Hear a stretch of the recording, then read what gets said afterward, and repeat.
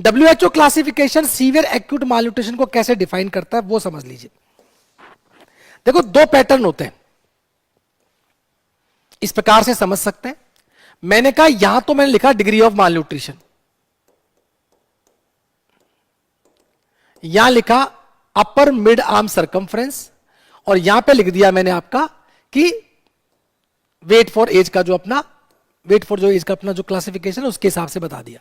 ठीक है, अब सुनना मेरी बात गौर से। यहां पर मैंने कहा कि यदि उसका अपर मिड आर्म सरकमफ्रेंस 13.5 से ज्यादा है, किसने से ज्यादा है? 13.5 से ज्यादा है। यदि उसका upper mid arm circumference, centimetre बता रहा हूं, ये सब किसमें? सेंटीमीटर में। यदि उसका इससे ज्यादा है, या उसका जो मैंने वेट फॉर एज आपको बताया, यदि वो 1 SD से ज्यादा है ना, -1 SD से ज्यादा है, तो समझ जाइए कि ये बच्चा बिल्कुल नॉर्मल है, इसको कोई माल न्यूट्रिशन नहीं है।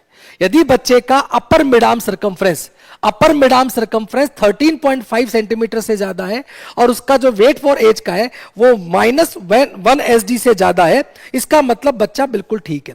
लेकिन हो सकता है बच्चे का अपर मिड आर्म सरकमफ्रेंस 12.5 से 13.4 सेंटीमीटर आए, 12.5 टू 13.4 सेंटीमीटर आता है, तो बच्चों आपको ध्यान रखना है। या फिर वो ये भी कह सकता है कि -2 टू -1 SD आता है, तो ध्यान रखना यहां पर बच्चा रिस्क पर है, इसे आप क्या लिखेंगे? At risk.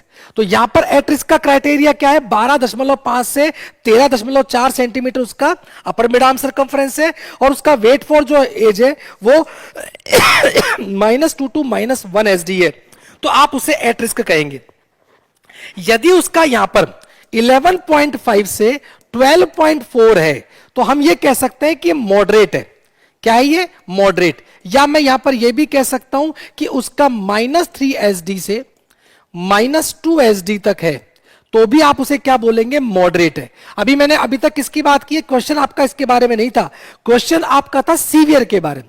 अब जब सीवियर की बात करेंगे तो ध्यान रखना कि उसका जो अपर मिड आर्म सरकमफ्रेंस है वो 11.5 सेंटीमीटर से कम होगा, और उसका जो वेट फॉर एज है वो -3 SD से कम होगा, तब जाके हम कहेंगे बच्चा सीवियर माल न्यूट्रिशन पे है।